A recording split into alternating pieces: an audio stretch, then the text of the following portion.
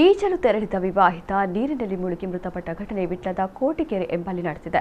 ಮೃತರನ್ನ ಕಸಬಾ ಗ್ರಾಮದ ಗಾಳಿಹಿತ್ತು ನಿವಾಸಿ ವೀರಪ್ಪಗೌಡ ಎಂಬುವರ ಪುತ್ರ, ಬ್ಯಾಂಕ್ ಉದ್ಯೋಗಿ 32 ವರ್ಷದ ಲಿತಿನ್ ಎಂದು ಗುರುತಿಸಲಾಗಿದೆ.